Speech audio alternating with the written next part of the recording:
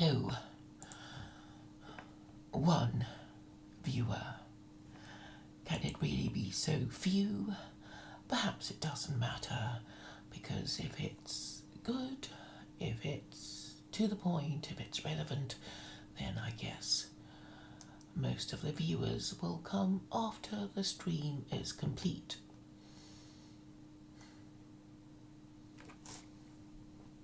I haven't heard any more information on the matter other than the coming across the further Telegram message.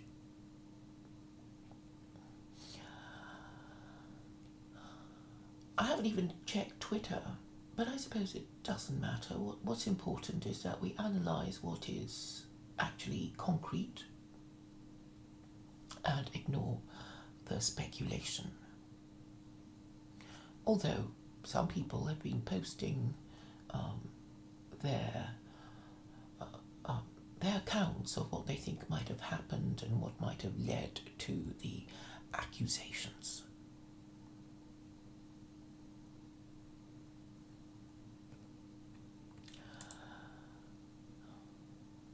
So what we should emphasise is the fact that we, really don't want to speculate, and what we can do is think of the worst case scenario and the best case scenario of the situation.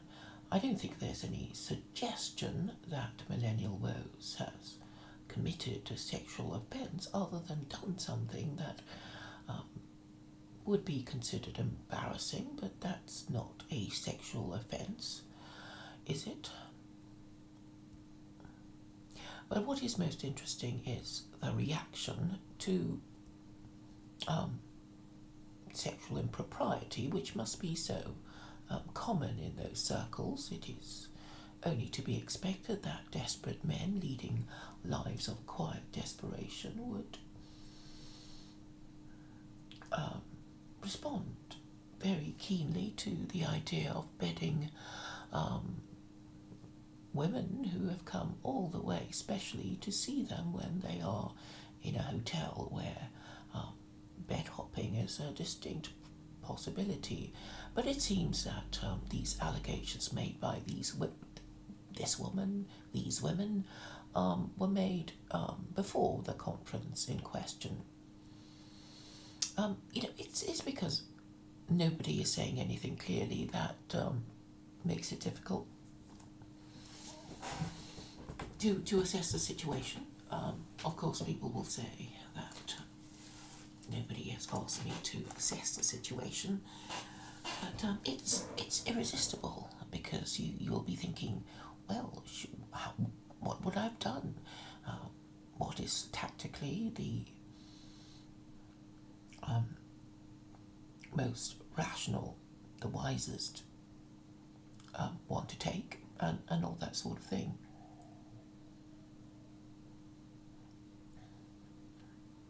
Unfortunately, with these people, you cannot assume that they will automatically make the wisest decision.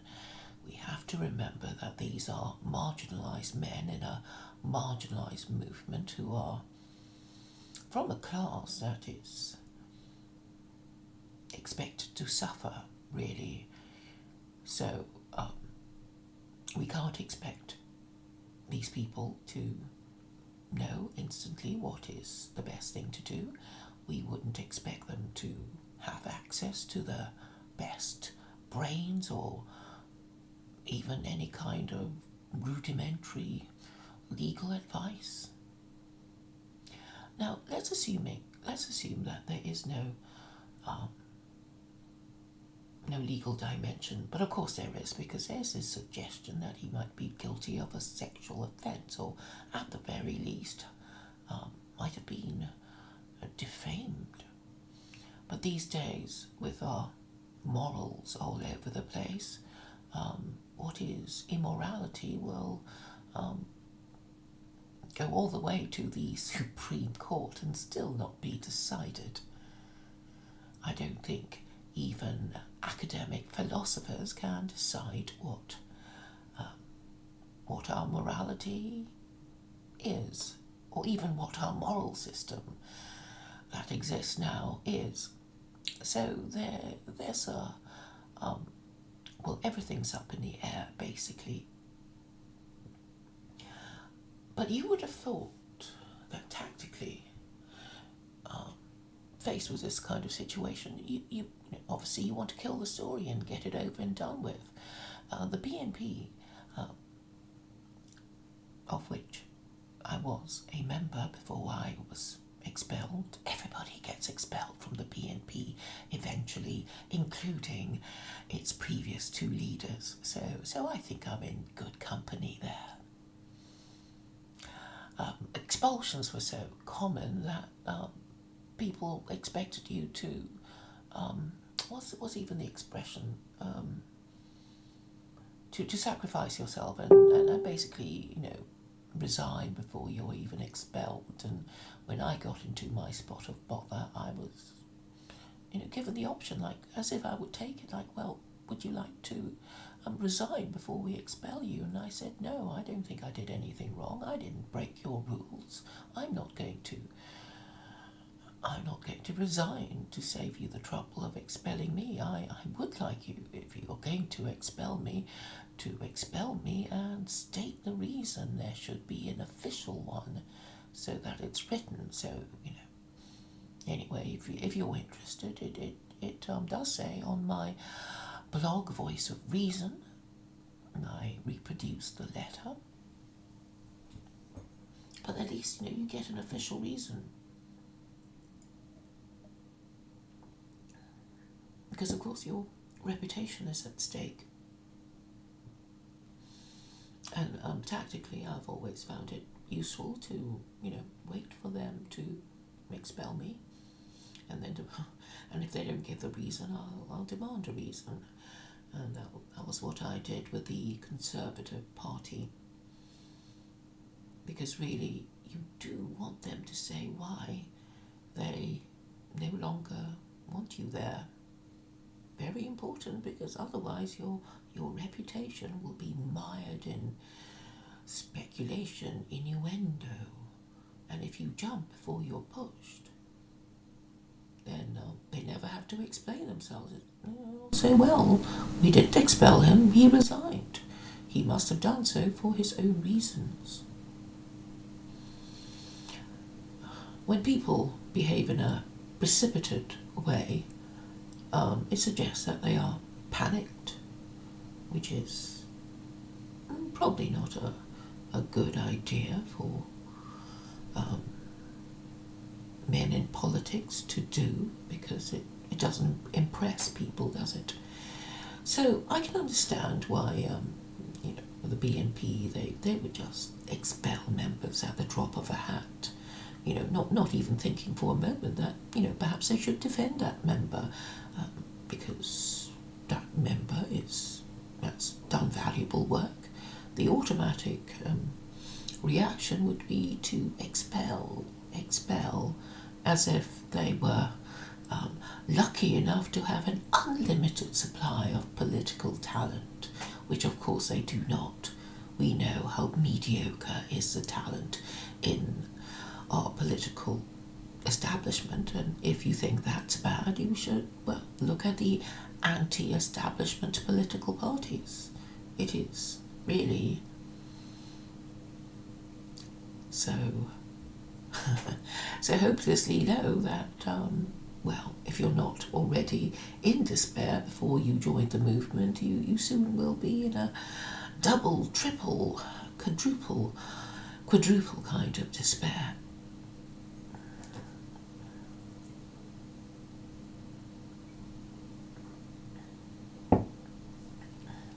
I don't know who is advising Millennial Woes. Probably no one. Probably, I don't know. I mean, when you hear some fresh act of stupidity, of, unbelievable heedlessness, you do wonder, don't you? So, if this sort of thing is being levelled at you, you really should ask for exactly. You should ask for the accusation, so at least it's clear. Anyway, he decided to put it off, get his head together, seek therapy, wait a few more months, and then pop up again, thus lengthening the period of speculation and reputational damage, instead of taking it like a man and doing whatever needs to be done. He decides to sweep it under the carpet. But it is interesting. He seems to be wanting to protect Mark Collett. I'll read it out to you. Dear friends and fans, for a number of reasons, I cannot comment on the rumours and allegations just now. It would be nice if he would list them.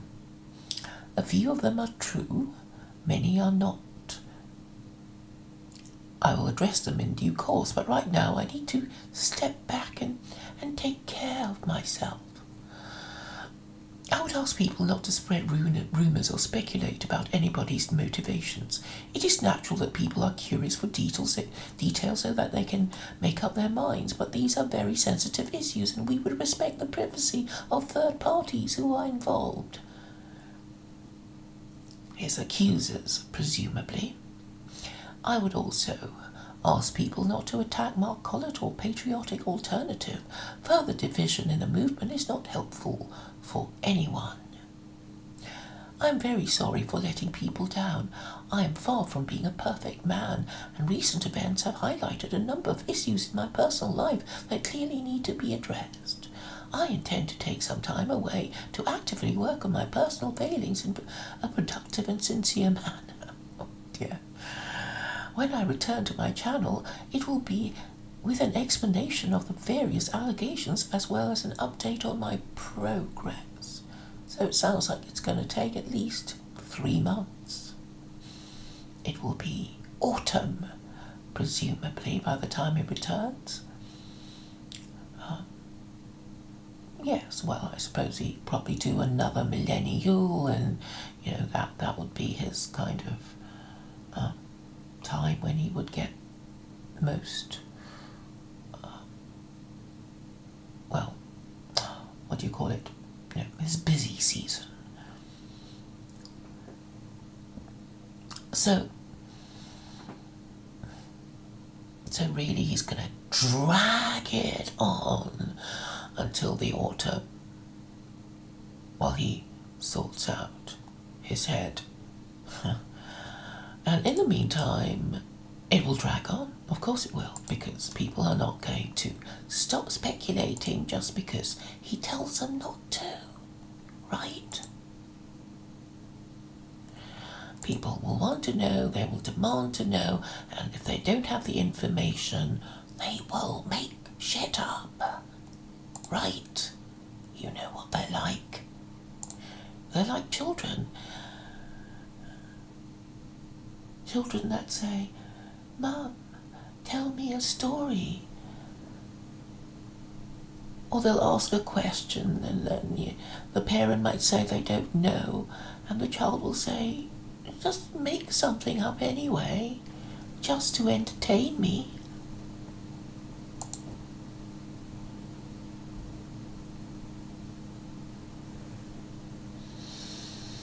I don't know, John.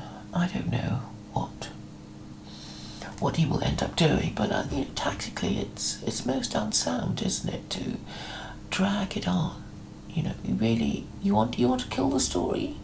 You give people an official version. You get both parties to agree to it or not agree to it, but there will be a winning party. The winning party will be, of course, the one who does the dissociation.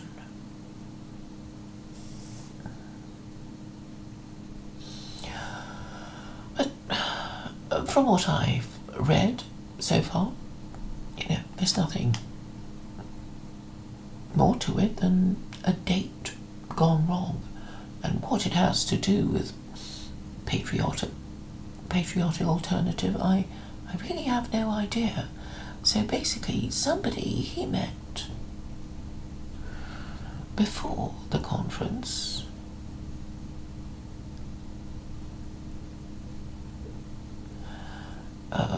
who might have turned up at the conference.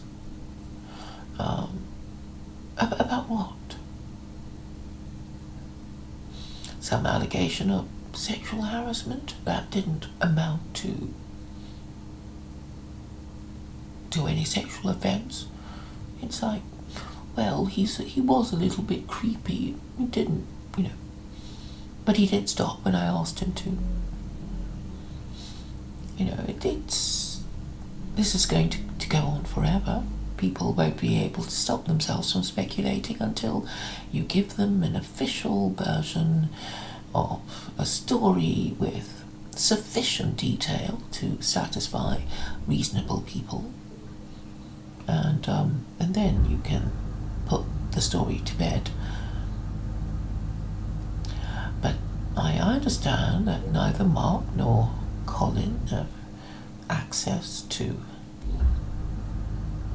wiser, older, more masculine minds, so all they can do is react to events, want to sweep it under the carpet, but not even have the ability to do it in such a way so the lump doesn't show, and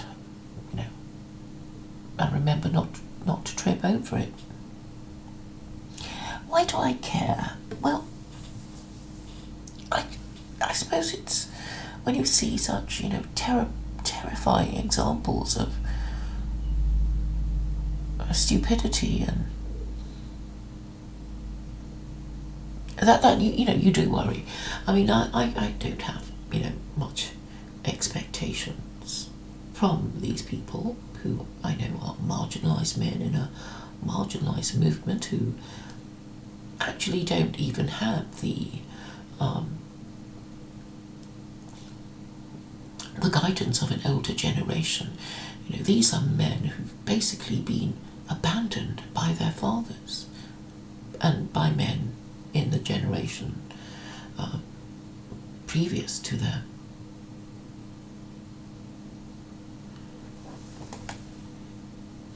And you have to wonder why. Why can't they exhibit even a little bit of male solidarity?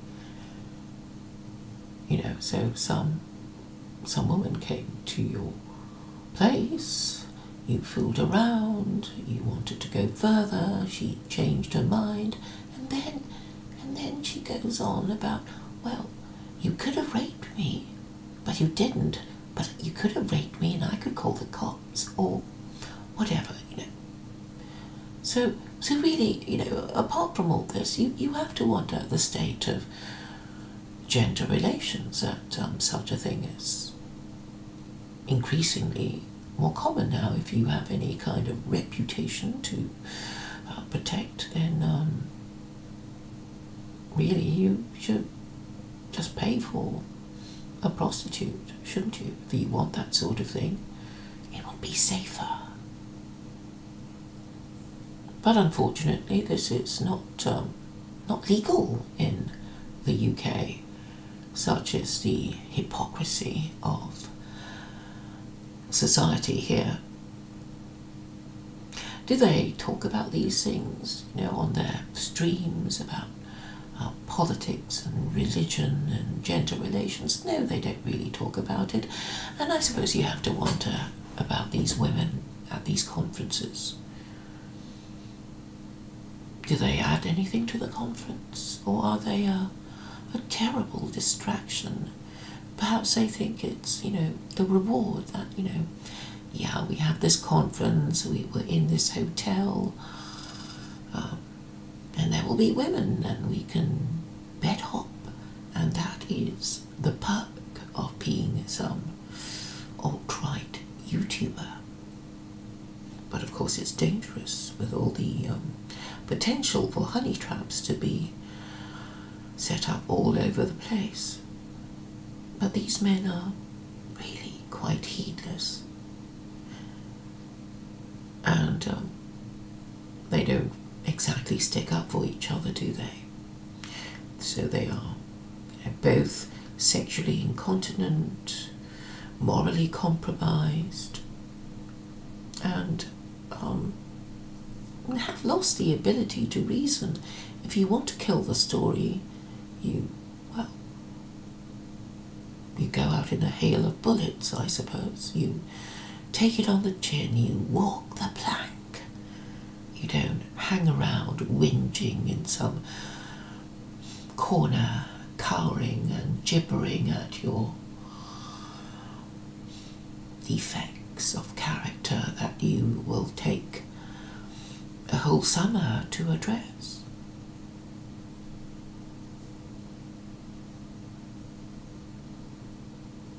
I'm afraid this sort of thing isn't confined to the marginalised movement of marginalised men. One of the things I wanted to talk about was the function of religion. No nationalists will talk about it with me. I don't know why. I think I'm a reasonable woman. I'm calm. I will be able to withstand any hostility. I can deal with arguments. But it seems that they don't want to talk to me because I imagine it's for my secular Quranism. I must say I'm quite proud of it, really, in a way that, you know, it is almost supreme amongst all the ideas that you could use to fix your society. I mean, nothing could be more antithetical to the status quo.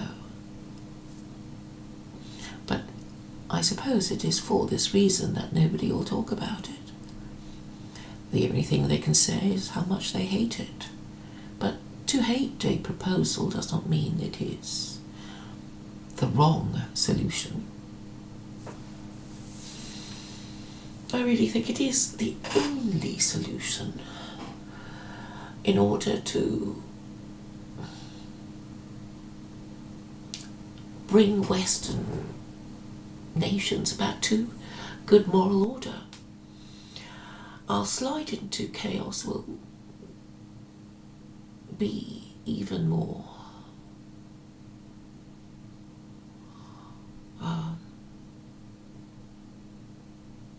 will accelerate.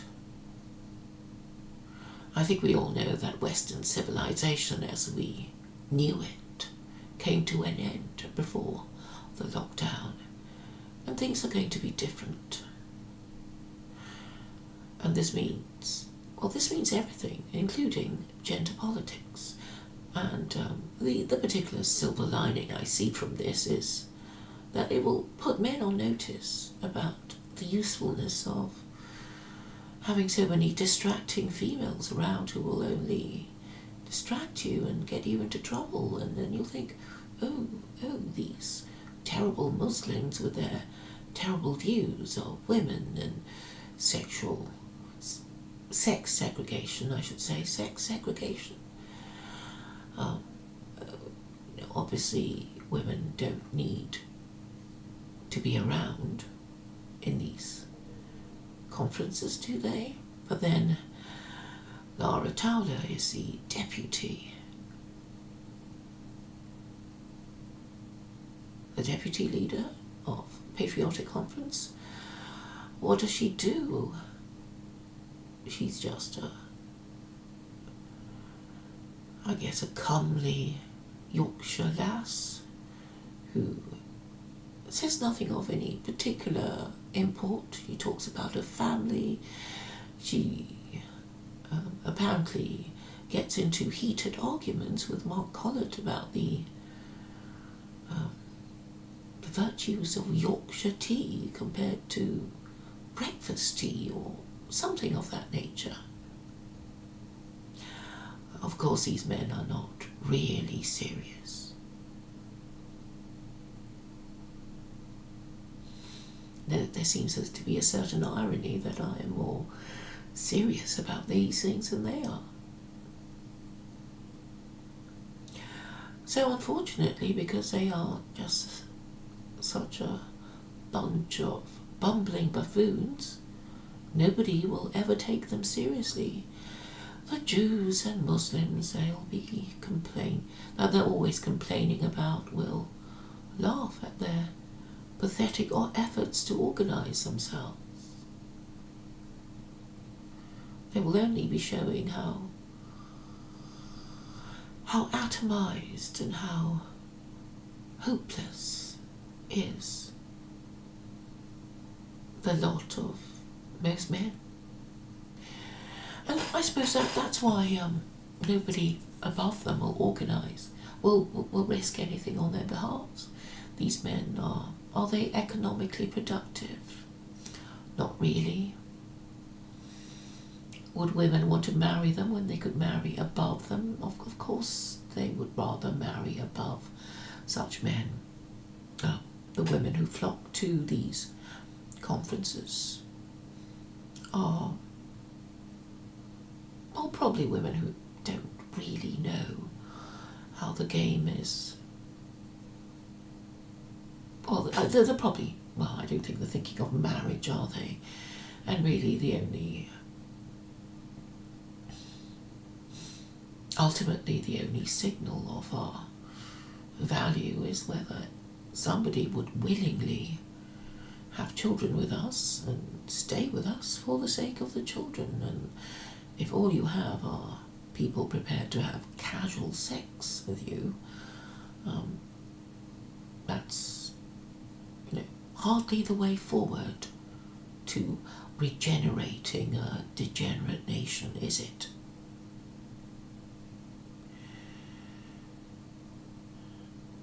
you see, I do want to talk about these things. But nobody's interested because they would rather remain half in and half out of a society that condones casual sex, the kind of casual sex that has got Patriotic Alternative into such trouble. And the thing is, we know that men are not equal to women about refusing no-strings sex. They can't say no. They think it's rude. They think it's rude to look a gift horse in the mouth, to say a woman offering them sex, no thank you, I'm happily married. The traditional, old-fashioned excuses.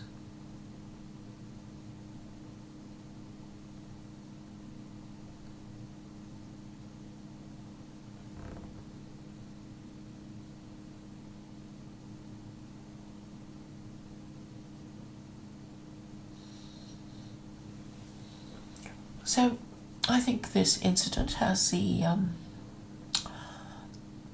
benefit of showing you how dangerous casual sex can be, and we are a society of casual sex, and that is why we are getting weaker and stupider all the time, and other nations have noticed how stupid we are becoming. But nobody will talk about these urgent matters of the quality of the national gene pool.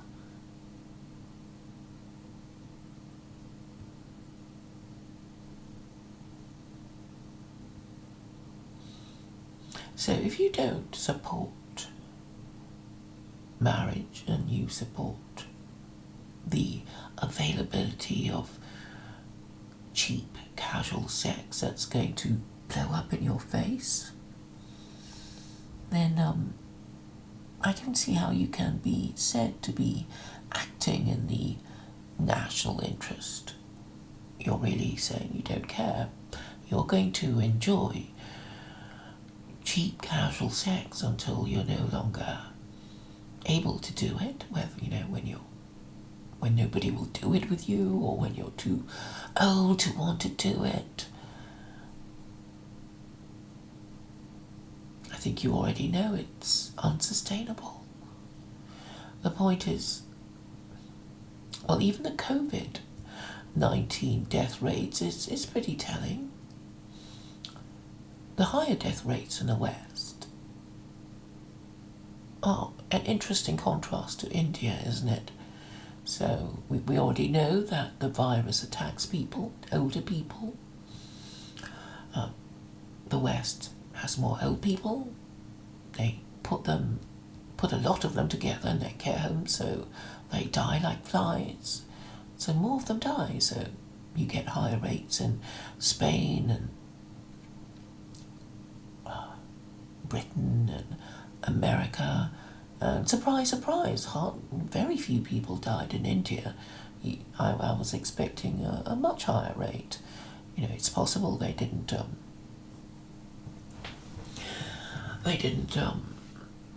they haven't reported the death rate properly, but there's been, I remember seeing a few videos about how the Indian police are quite vigorously enforcing the lockdown conditions.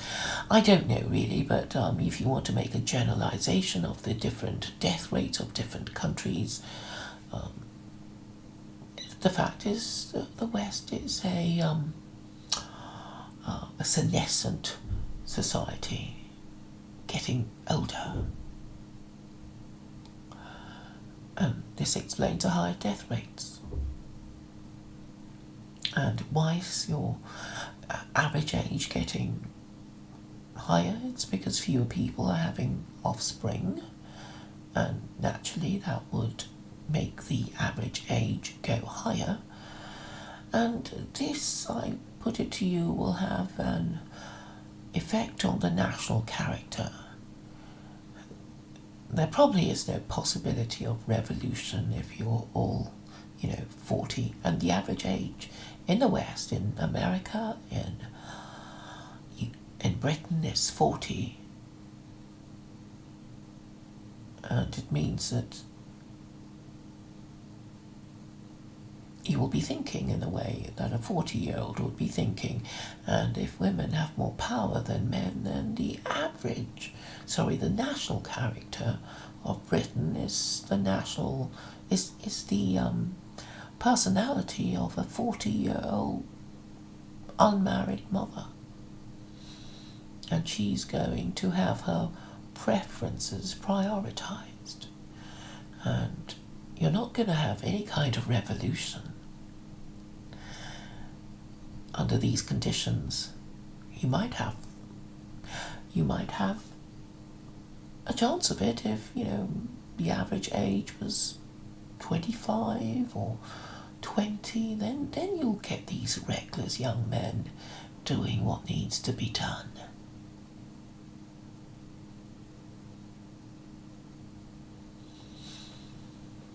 But I guess it's too late now. It's not going to happen in your lifetimes, right?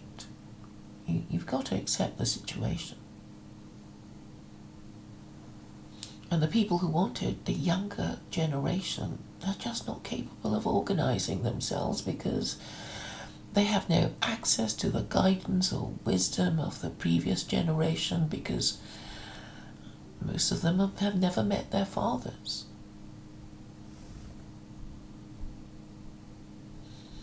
Hello, Domingo Chronicles. I haven't heard of you before. Are you the Domingo I know? I'll have a look then. I sometimes do a search of my name, but I haven't come across you before. I'm sure I did that in the last few days, probably because I was looking for other videos about Millennial Woes. I'll have a look now. I've more or less said what I wanted to say on the matter.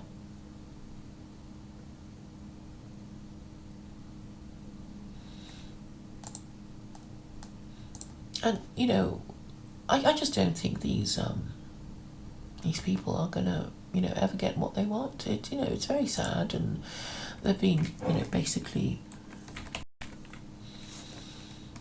warehouse for extinction. They're not going to get jobs because nobody wants to hire them. They, local employers, British employers, will always want foreign labour because at least, these people will work, while, the locals will not. I see some videos that might have me on. And there are people there that I know. Oh yes, you've done something 3 days ago, and my name's on it. Alright, it's called the Domingo Chronicles. It's currently got 24 subscribers. I'll subscribe to it now. But I guess I've said all I wanted to say on the subject. These men have no access to sensible advice. And they probably ignore it even if it were given to them, because they're like that, I guess.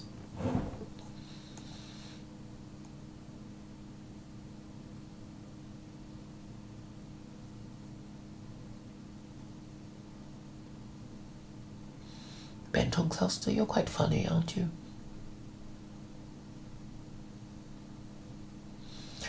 Yeah, I mean, Laura is just there for, I don't know, eye candy for the movement.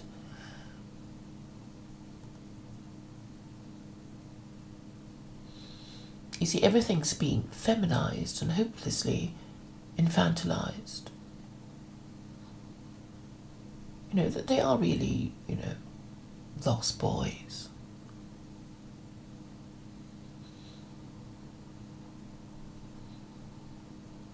lost boys who've never met their father, orphaned from their traditions, not well informed, low status, neat, basically unemployable. And, but when you think Millennial Woes is supposed to be the star of the movement, and he's always, having a shit fit somewhere about something or other. Nobody's going to take people like that seriously. I mean, it's a shame that, I have to point it out, and I do have a solution, and, it would be nice to be able to talk to people, but there's a boycott has been declared on me. There's lots of things that can't be discussed, and of course it's childish. This is what YouTube is for. It's for us to get in touch with each other and exchange ideas, but you've got all these sort of cozy little circles that are basically feminine and cliquey, and who work on the basis of you can only join our club if you already agree with us.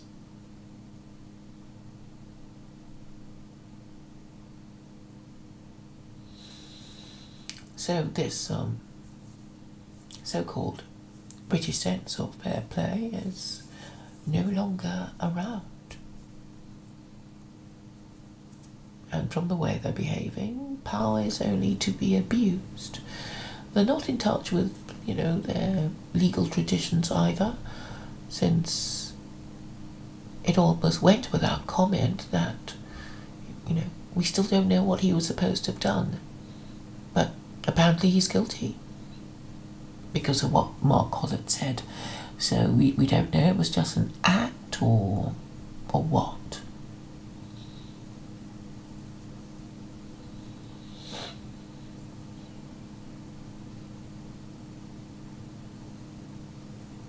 For me, I would have just said, well, if I were Millennial Woes, I would demand that Mark Collett actually state his accusations. It doesn't matter how, if it's true, then okay, yeah, or even if it's true, can it be relevant? So you had a bad breakup with someone. What's it got to do with your ability, unless you committed a crime? What would be the problem?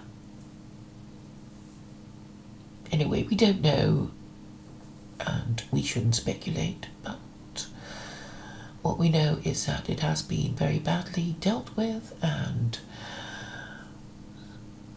it will be female trouble that will be the ruin of, well, entire civilizations.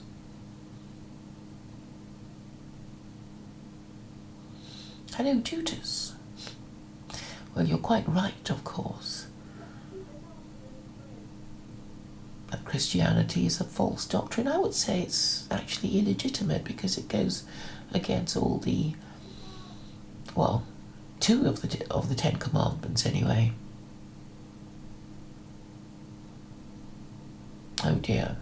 Well, there's no need to say that, even though I think it's in the Talmud, Judas.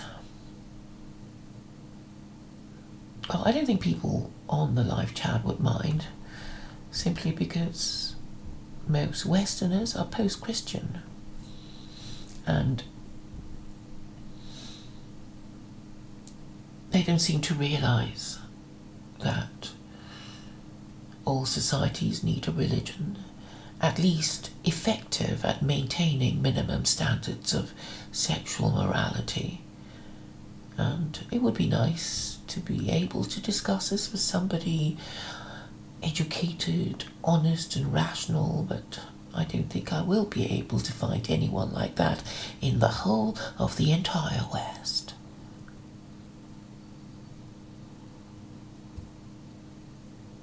All I'm stuck with is dealing with the morons and vegetables in a chat who don't really care anyway and whom nobody would listen to.